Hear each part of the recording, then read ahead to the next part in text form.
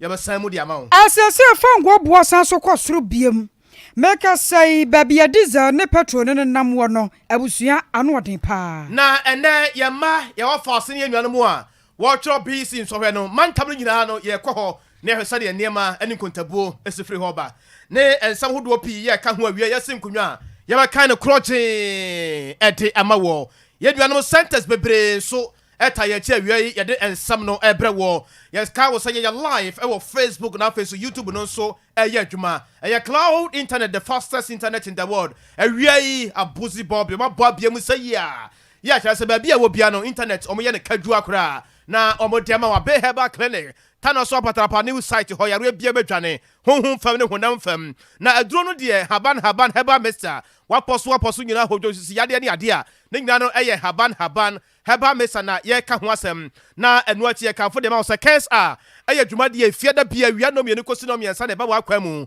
kada de akompre kwa japo ne ho asɛm ana ya na ɛka ɛde kyerɛ berpam yɛbɛtɛkyerɛ mo de akyerɛ ma refi sa kwakra mafia series no yɛka ho asɛm de akyerɛ gyewa ne wɔ TV ne so sɛ ya ɛfɛ pa wie yɛ ba ya na yɛ ba no banu akosia eje wakode boate menimenu nana kwamna kase afa yenka eja engum efri anopa no a beka sabe ya premu apa ho miti enan ne a kyerɛ sɛ yakade a kyerɛ wa sɛ his excellency na nado dankwa ekufu ato wabedura santimanta klopo kumasem na dwumadi bebre ɛno nti ɛna de yewura abepiem wa santimanta hɔ sɛ empani sapani nko a entimi nante bra waba na dom bebre kan ho pa ana obaye na anopa de bra yewura mahi yodubu achetana ase wo kyerɛkyerɛ mu baabi o mampani bɛfa baabi o bɛhyase baabi o bɛkɔ nsɛm ahodoɔ ne nkɔbɔ bebre ana ɔsane mu ɛde mamwo na yɛka kyerɛ mo sɛ wakɔ piem ɛwɔ radio station baako yɛ wɔ kumase ha yɛ yɛfɛ de sɛ o tech fm ampa mampani ekopie mu ɛwɔ hɔ na ɛbra okopie mu wɔ hɔ no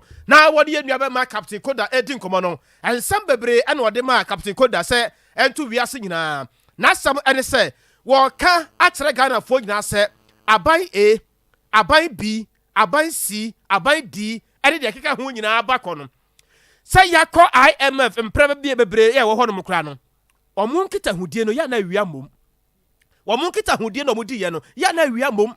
Na wɔno de wɔ kyerɛ mu akyerɛ Ghana fo sɛ wɔno de no awia bom krɔgyen. He, wo gyina kyiri wo hu sade ne da hɔ yi. Sɛ ɛyɛ sum kura na wo gyina wo hu sade ne da hɔ fitaa. His excellency na nado dankwa Akufo-Addo. The program here in Ghana is the most transparent process any government has done with an IMF program. The most transparent. First of all, the public engagement. Secondly, stakeholders. Widespread consultation with Parliament, civil society, all the stakeholders of the formal stakeholders of the Ghanaian population. And on top of it is also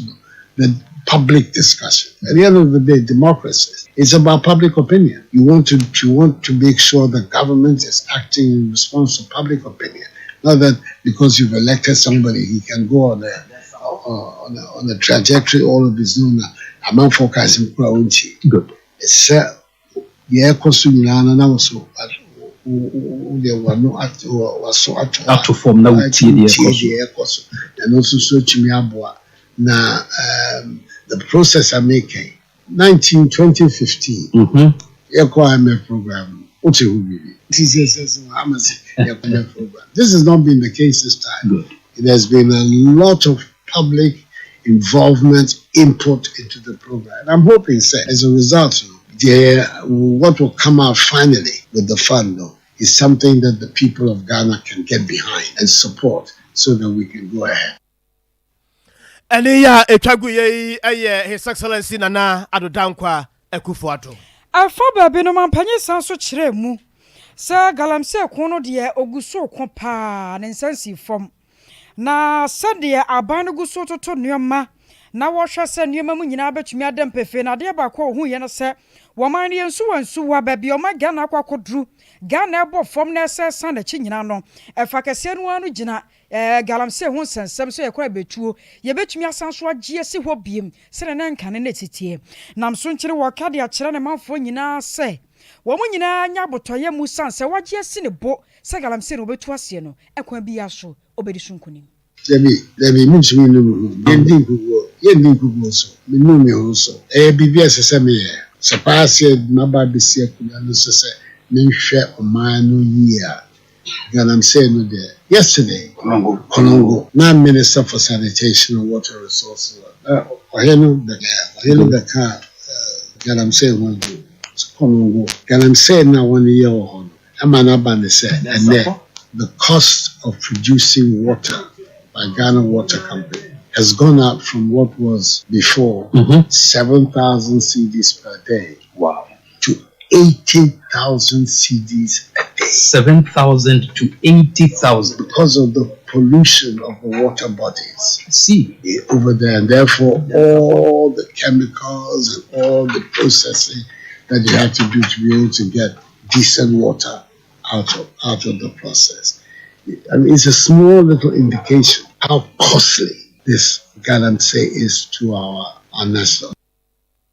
I was Yaman Panyin not done kwa kufuado na kasa ya wakanye arefa galamsey hono eni ekuti. Empanisa nsuo beto ayam frama edika ne sayenti enanopei. Omampani ne nado dankwa ekufuado ba na wo ba kumase no obeduru kumase mpo dada no. Na ye din komo ahwesade ya na montuo ne hyehyeye ne ade no esi ekro. Enti omahi yorubuachi etoato ahoma no a ama wane owura Augustine Collins intim wano eye osoafo abede akira ohwenkurase mamuo na afeso ahumpuntuo nsam so wano no edin komo bebre ama wode asam atudwa ana omahini ebusa ewura Augustine se papa wadawroma de atie ne se wampani ne nado dankwa kufu ade ne ade fefe pa ya wobeye ediama atemuo adwuma ne se obenya baabi wode wonti beto kama bambon sam bibia bekoso kama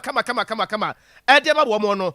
emunsam anase nkuntabuo bi wo mu a ubotim de asisu de ma na o se oh omahene asampa na wabusa no na tie we yai okay amamra ye di every local government so the local government act 2016 act 936 section 12 no e kase assembly bia ombe ye hihie se de be ya ombe court na obetia boama atindiabuo no etini akoso na 2019 and judicial council oboba ministry ebe say who be here pass your bayan hihie here regional minister district chief executive na womo ahwe FCC adan court adan na de efranse de wo no kwa enya dia efani enya dia efata so atinwafo etintinamu eyeduma ne silent no Mami Hadia Alima, then Minister for Local Government Decentralization, no Chief Justice, you were Chief Justice, you were Yabua, any administrator of this Assembly's Common Fund, Arenato, a creative power, yes, sir, I'm not going to any agent to a person. No, am I yes, influence everybody here, sir, your bedboy, na. Yeah, yes, Scott. If I say, if we get this next time, a bend here, you want the lawyer to say, yeah, let me a year court at the Nedumano, Amma Efata. Now, some may a girl a month in another bank for Kufuato. Or no, a year for the embraining me. Now, the Minister for Local Government, then, honestly, embraining me. Now, administrator of this Assembly Common Fund. Arenato, she any minute happening will be a more every year as you know. And maybe before the more. It's a time that you're there to share the investment court, judicial system name. And into the district courts, you are Chief Justice, if you say, you think we are Mako. It's like that one, and let's say a court a man a person for the Akmadaya. Utika Ekwebe official municipal another commercial assembly and into district without court now a year 130 in here district without court a year pass a year 130 of them now baby so well judges in the transition in your immediate and your 27 year when you can say Minister of Local Government Decentralization and Rural Development and Nansa Plateau and also Amna Yaya 130 district courts, including 10 two-story buildings, court buildings, and 120 residential accommodation for judges and magistrates across the country. Abusiawe yewura Augustine Collins in team osoafo abedi akira wahwe nkurase mamu na afenso ehumpunti ho nsam so na appeal court judges one mo bia ya won beda ene man panyere kwakwa bia no no ye kwa maso nan ne yamade boni na ya obo amale bia boga kwa kodi nkomo de afa ho na ya o ma hai Koso ya mejuso anyame ya dom matimi abia no awia na koso ya sisia na mampani na nado danko akufado ebedru eye ahase na sani nsise mpanimfo ye omo program no nsise ye eni sabrede sofopani archbishop of eye Catholic Diocese of Kumasi na bompaye ama dwumadi ne dia hyehye so e wa hase ye hwe ni mu se eye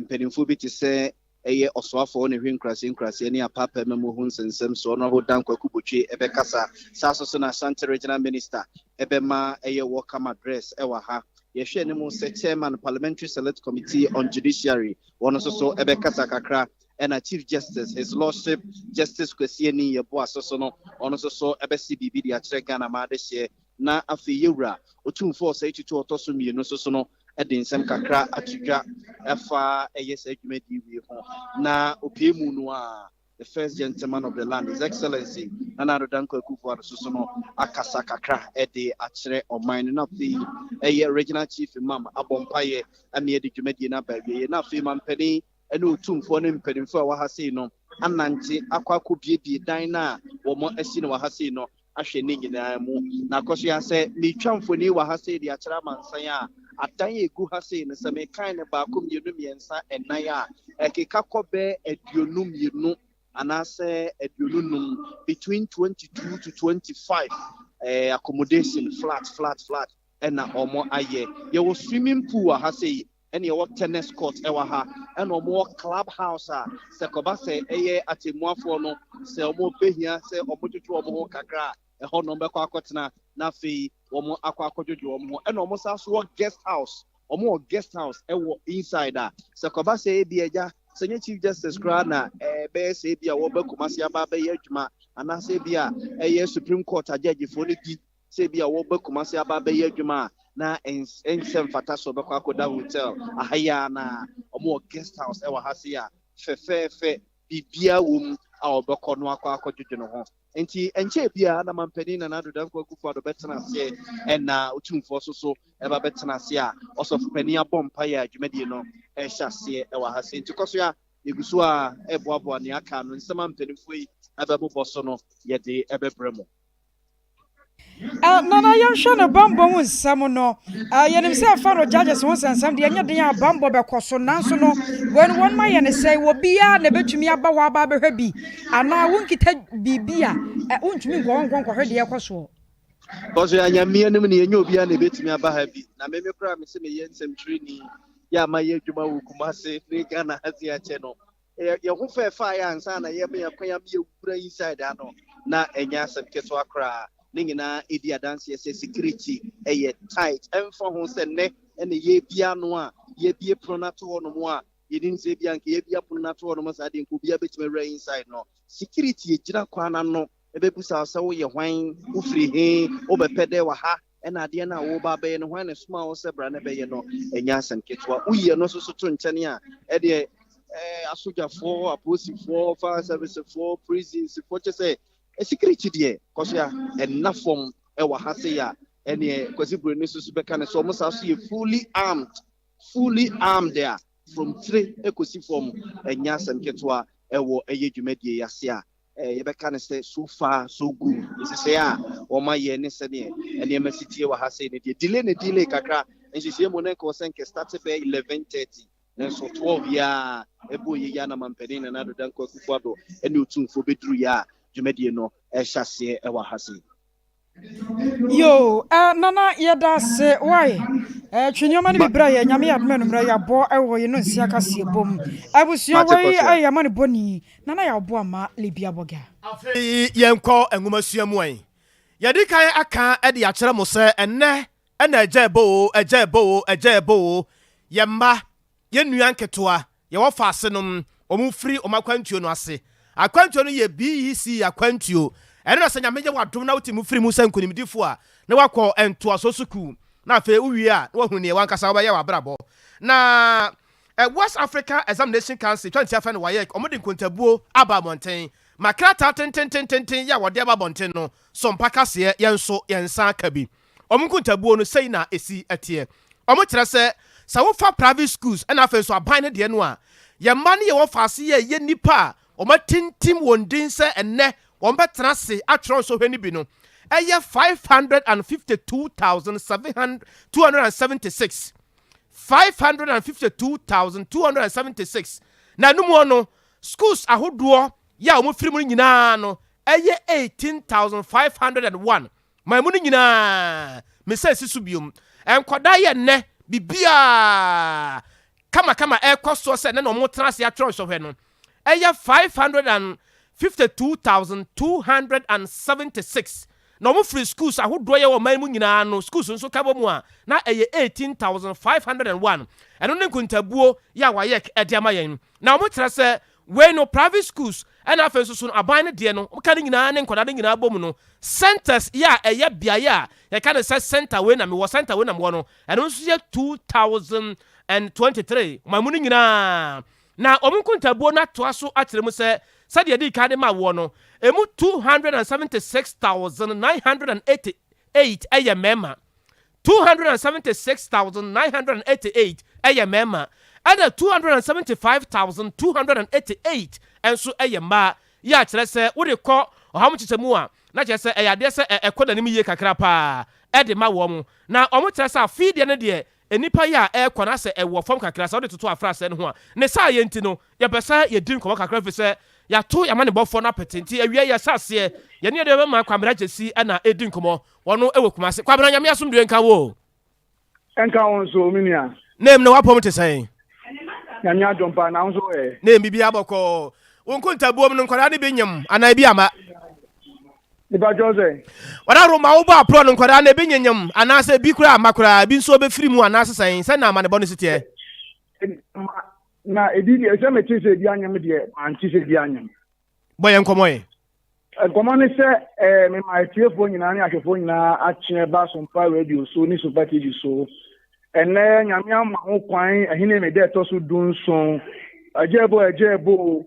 the friend of the senior BEC in basic certificate examination no ene na mo fra no e sha ase ma problem no le ko otafo sentence mi no eye otafo MAJHS na emofra is omo tron so heni na omo ye oha adiosun num 175 schools and 9 na etron wo ho dem supervisor na maintain ni akopɛ na ama na ne din ye Ken Wise ana Ken Wise owusu oforiwa a ofri otafo MAJHSB na the other man supervisor no so din de Mr. Owusu Bempa Mr. ko otafo ehona so okay otafo Methodist JHS model JHS akore so mo tro enso he no omo ye 225 enipa schools na electron won so eye en9 obia e baaye the other man supervisor no friend of Mrs. Gladys Fosu we na me sa bo anan call o say to secondary school and for case no e hon so center B no nipa so mo church mo treasure so he no omo ye 472 ahana adwosun mienu schools e tro hon eye edunkron ana boni ba se 19 omo tram some villages omo ye edunum e friends chance asante me friend no edunum na omo de o ma no ana de center on de o ma be tro so ni bi no ba ko pe na ama free otafo pankrono ani di hana afifa rije mu kire se enu bia na ka abono akora no wantimi ametro so ni bie na the other man no center A and B no nilinde Asante Michael ana ne call okes wona center A no so akora so mo tro enso he wo no hana ni dumiensa 413 nipa schools etro center A no enson akora bia obia ebaye giletes o mana o mo hwe o mo so mo ye edunsia ay 16 ana de oda o mano no Mr. Charles Osei Bonsu enti ma problem no de ne ko hunu ye no ya na wase na wo hwe nkodara ni mu a ya wo se u pictures ni bi ni videos ni bi a wo de ama ne ye no nkola de bi wo ma ye bosa afa ne yɛkyekyɛ papers ne de ma wɔn mo ebi nso ani agye kakra ne adeɛ wankasa wode w'ani hwɛ yɛ na wogyina hɔ nkɔla n'anim te sɛn ɔnhyɛ biribiara na ahyɛseɛ no yɛ na sometimes emu tra ɛwɔ mu tìmí hu sɛ ebi ma bɔbɔ mo kyɛnku a asan na bɛwura dɛm wɔn kɔ ɔmo akyerɛkyerɛfo ɛne ɛkasa kyerɛ ɔmo sɛ ɔmo nye hu biara efiri ɔmo mu na ɔmo nya asɛ awerɛhyɛmu na confidence sɛ ɛbɛyɛ asɛ no bɛtumi atwerɛ bɛn kɔ aprobɔn sɛ nkɔdaa deɛ ɛna wei no ɔmo yɛ mfie du nan no anya ehu kakra bɛbɔ mu saa na mehu sɛ na nkɔdaa no ehu kakra ɛwɔ mu deɛ bɛt na ebi nso wɔ awerɛhyɛmu sɛ ɔmo bɛtumi ayɛ. sɛ centers ne bebree wɔ hɔ nom a bi a wobɛkɔ ne bi a maame bi anaasɛ bi a ɔbaa bi a n'ani afi kakra na akora tɛkyɛ na agya wɔda ne nsa so adan a ne maame wɔ exam soro mu hɔ ɛɛtwerɛ nti wɔtwerɛ kakra na akora no num kakra yɛ na yɛta hu saa deɛ no tete bebree ɛnɛ wohu bi saa ho ìpàtɔ nyame adum ɛnɛ deɛ mɛhu bi saa mekɔ aprɔbɔ no nyinaa otafo municipal deɛ mɛhu bi saa ɛwɔ hɔ obiara ba bɛtwerɛ ne nsɔhwɛ obiara bɛtwerɛ ne nsɔhwɛ kama se ɛda ase papaapa yɛnnua bɛma kwabena gyesi na yɛte ne nkɛnnɛ ɛna yɛma no ne yɛwɔ fa ase no mu twerɛ nti yɛma mpayɛ ɛmfa nta nkɔda yɛakyi na nsɔhwɛ korɔ no a mu no sɛ wobɛba mu ansa na ne nyinaa mu nso so no wɔne adesuani baako Vanessa wusu dɔme eti nkɔmmɔ ebusan sɛ me wɔfa ase deɛ na wɔka kyerɛ yɛn. I am standing right here in our center, Otafo MA. Our preparation towards the final examination has been so far great and awesome. Our teachers have constantly worked for 3 good years to make sure we come out with flying colors. Some of our teachers, they work day and night without even getting a wink of sleep, just to make our school the best in Ashanti region and beyond. And we are also trying our best, not even trying, we are doing our utmost best to come out with good grades, get a good school so that our school will be known and then known beyond Ashanti region, Greater Accra region and beyond Ghana. For instance, West Africa to be precise. Wei ye nuaba Vanessa na ɔre brɔfo saa no na kyerɛ sɛ oras no de wate ne takora no ɔkɔ n'anim wɔ no ɛno akyi nso yɛbusa owura ɔpɔn safo wɔ head teacher ɛwɔ Oniwa Memorial School yɛwɔ Tafo Nhyɛɛ so ɛna yɛbusa sɛ masa ɔpɔn ɔdaworo ma nkora no mɔso mɔma kɔgu hɔ awie o na ɔka ne sɛn. We are very grateful to the Almighty God taking care of every soul as we speak. Nothing bad has happened. None of our teachers, none of our students, and the entire Oniwa family. As we are preparing to write the exam this morning, we are here in good health. We are here with the hope that we need as well as the preparation. So, with the preparation that we've given to our students, we are very optimistic. God on our side. Children are coming out flying colors. We a head teacher yɛwɔ Oniwa Memorial School yɛwɔ Tafo Nhyɛɛ so owura ɔpɔn safo ana yɛte ne nkɛn. Na abakrahye panyin no so osunya won monyafo John Ansukumi wade ato adesuafo won mo twon sɔhwɛ na da dua sɛ won mo nyina nya rehyemu no nya gidie wɔ nyame mu sɛnea won mo hyɛ ase asua ade afiti JHS1 ɛrebɛpem 3 no nyame no abɛyɛ won mo kakaifo abɛpem ne yenim sɛ na social studies ni ICT abɛfo no wane ne nkoda na tworo nanso ne nyina mu no wɔsɛ nya den sɛnea wɔmde ahyɛ ase na ekura na bɛboa wɔ mo ama akokoduro no atumi aba ne hu ne nyina afiri nkoda ne mu sɛnea bɛyɛ a wɔn bɛtumi atworo na ade baako a wɔsere wɔn no sɛ wɔn hwɛ na apoapo obi atworo bi agu ne nsa ho ne sere ho no de yakaka ho obi de mobile phone awura mu no wante bi wɔ ne pɛso so sansa kɔba no sa no a ɛde ne nguase ɛna bɛbrɛ wɔ mu. First of all, to greet you and to encourage you that we know your teachers have done so well, they have prepared you well for this examination. The advice that we have for you is that as school pupils, candidates who are about writing examination, one thing that you need to try and do away with is fear. Do not fear anything. The fact of the matter is that these examinations, you have done series of them. You have done series of mocks. So it is not entirely different from the paper or the examination you are going to write. It's not entirely different at all. And so nobody should be afraid. Get to the examination room, sit down quietly, and then reflect on what you have learned. And we believe that God being on your side, will be able to write and pass your examination. The other advice is this. We often talk about examination or practice. Please let us refrain from it. If you have learned and you have prepared very well, we believe that you'll be able to write the examination without any form of help. Those of us who want to carry some foreign materials into the examination room, we advise that you do away with that. Is that okay? Yes. And so on this note, we'd like to wish all of you with your education and benefit from the free SHS, which the Excellency Nana Danko Akufo-Addo has prepared that way for you. Abusia wei abai krache panyino wo sunya ye rajo na nsukumi yakwa mano so na yakwa kodi nkomo de free sunya ne arese aso ehwo so de na nkoda no ehwo no mutumi atwera na akuya nyako abro no ma na wo ho wo ba kuya na apom ye de adumo osia megirisa wo ho ye nso awurade kurakura ye se sentence dodo se no watumi akọ na ho so adesuafo no won ma ho keka ehwo nso re no twiro mu tesai Medase akosia ono to commission aprobona se wo Adesin Roman School Center ono centers no mienu na schools mako edu mienu 12 na wo mo twe enkwada no 9-4 na wo ma metwe otane ne se emu mienu anya kwanya tukwan se ya ama no ne ana se kire he ya kwantuo ni bidie yentumi enkyire na odi aprobona ba senior high school center ho so center no eye ennan na wo susek ho wo ka center 9 ni nyina bomu a azukufo 1245 na etwe wo ho emu 6 na wo mantumi ama na schools no eye aduasa mienu 32 afei honorable the aprobono ba twene amanfo senior high school so ka bomu a 1260 candidates na etwe womu fi 22 schools mu na enipa no nwoche na ntumi ama metwere akosia uba twene amanfo senior high school center ho na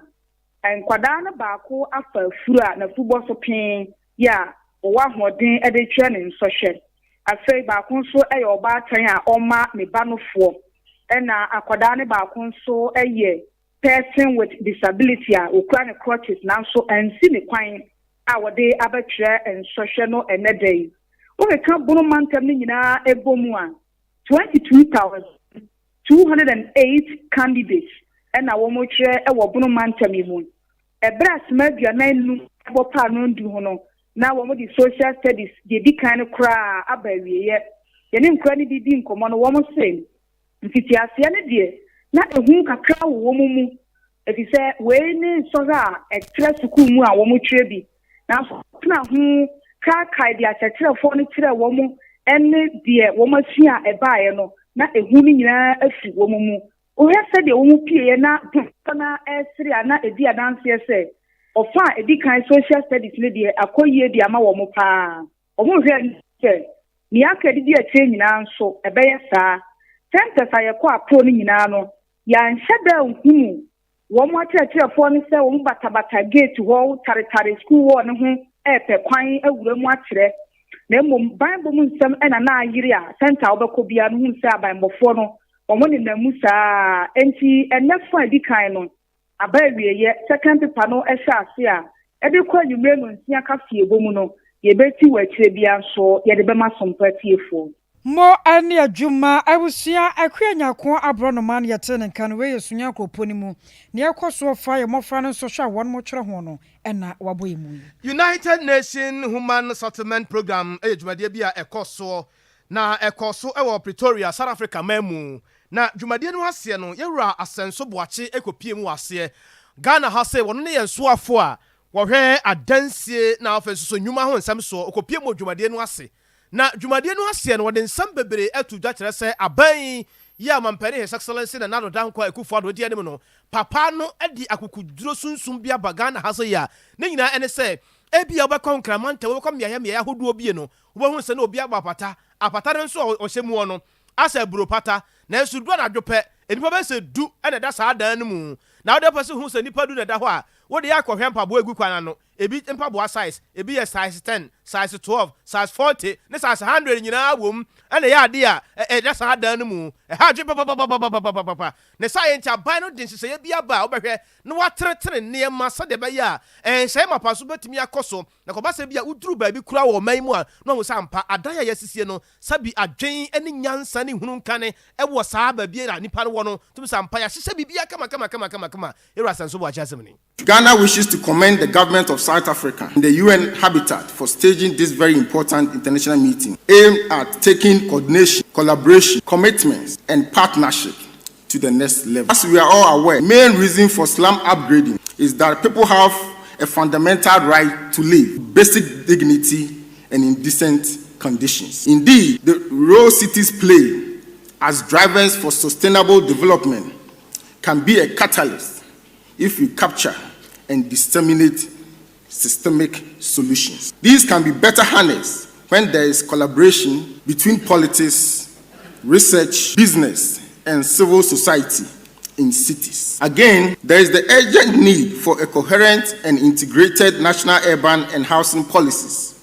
which prioritizes the implementation of national development plans,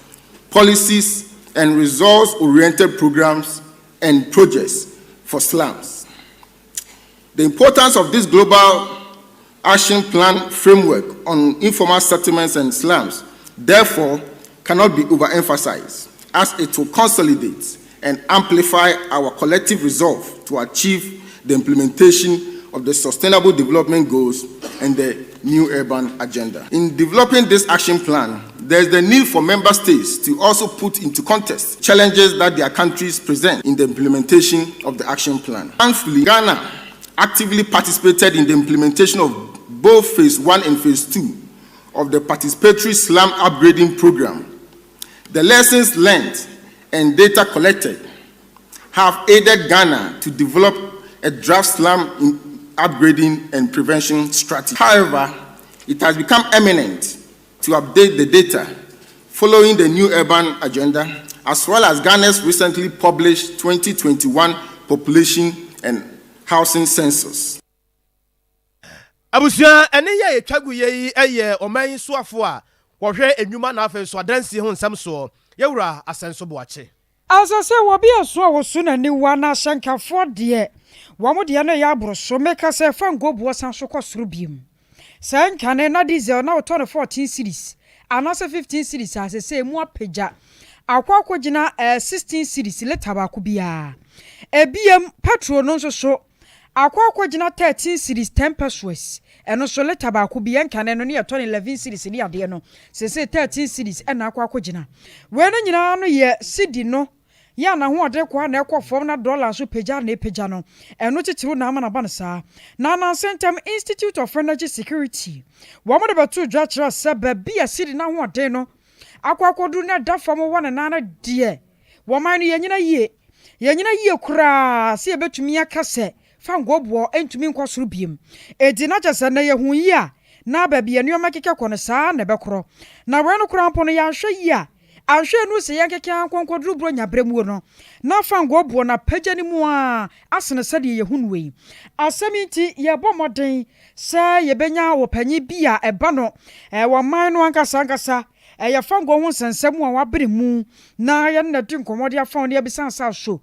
ya Ghana no ano na atamuda no ba enuoma na esesa ya de be pa na asie ana wiase amansa nyina ehunu bi ne ehunu ne saa ene ye de no de ya kwa achewachew sanse ba bia nuoma keka kwa ma Ghana de ano odin enkame ya se na wokoto ade 5 Ghana cedis a areba choba kwa ne atum 10 cedis ene wobekọ akoto fuwo 11 cedis ya Watching about one year 15 cities. Nasa to 20 years to your mem. I catch Yansua, a team, dear Tim, Wabotan Tim, and as a fan go boy el costro. Yane Yara Quadropoku. A bonno, my yanka sankasa. And you know what I want and some young Kanya wants and some young shoe and shoe wants and some. And after fan goes and some more bring we ye papa. Ya Korean and a quack with Dim Commodia for home. Yara Quadra home. Yara Quadra Quitman come high, some person. Good afternoon. Na pom ya de. Nipa choboko. Ya da nyame ase. Aya fra wa wie yi aya boko. Asese ye hwe ba bi ya wo ma Ghana akwakoduru no a. fango kwa na ekosoro ene meka say fuwa yatum diesel na kwa akogina 16 Ghana cedis per liter ana petrol no so akogina 13 cedis 10 pesos per liter asem we no Ghana 40 a obi beka say enwanwa se baby oman no aduru yaduru say yana me pacho me fa akonya so atia omo mutie wa no prewatifo so omutie wa wie watifo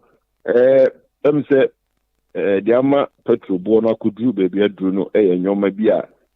amanone bo no start san kosoro umza fango nya go fama no ne bado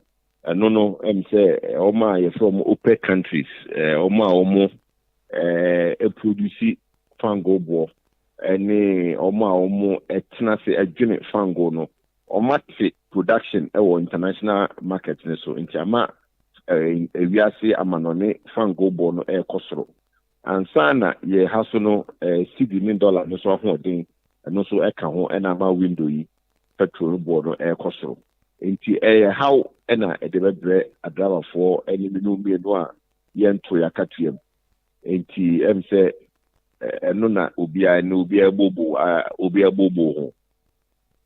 na dabia ya dia no baka amanone dia na amana ba ne sa amanone dia na amana ba ne sa $60 ntia dabia ne yebekọ so a yebeka sei enkosi dabai ena oman no anka se yebetumi aye nhyehyei a ebebo ma fango na timi agina yentumi nya bibia empejam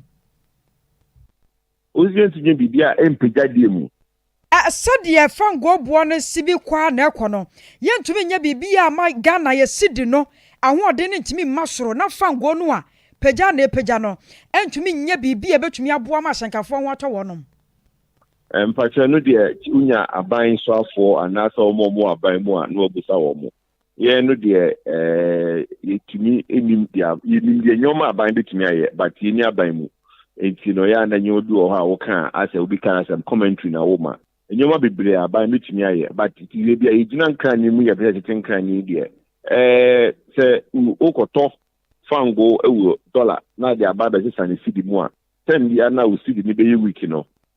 obviously no ebe affected price no enti de nyoma aba bitumi aye ama sidi na ho odin aba so ndi emze mi nyaba yinyina ya kan wati ya bre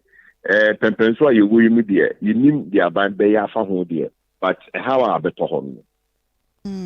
wabibaka sadia brofo kasa me kana se haje no anyambi ya aba no ntumi nya bi ama o ma Ghana ye fuwa no entimi nya ba bi papa nyina if I just say haje na sam na mekan hello yero ko jopo ko timenka me tun kan am se o kasa na etitiko afedi emu da ho yie me pa cho busa sem ni biem afuwa haje na sam na mekan se babia wo man no akwakodru ni wiase akwakodru no ade abrofo kasa me kan se afuwa haje no wo ma Ghana ntumi nya biribisa na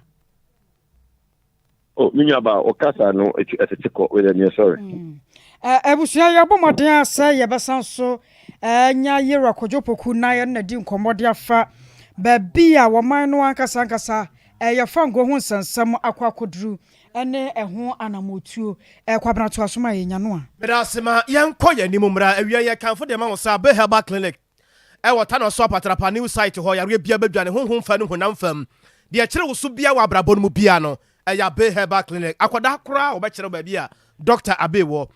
kontententententem na Dr. Muau 0243 34 5392 0243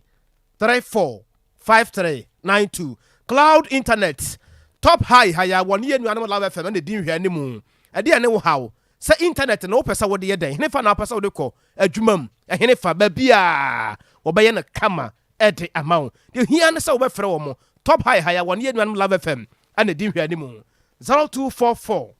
601 933 0244 601 933 na waje wo so afei ye kwa ya nimu wo ensem fofrom enna kakrani ana beto dwase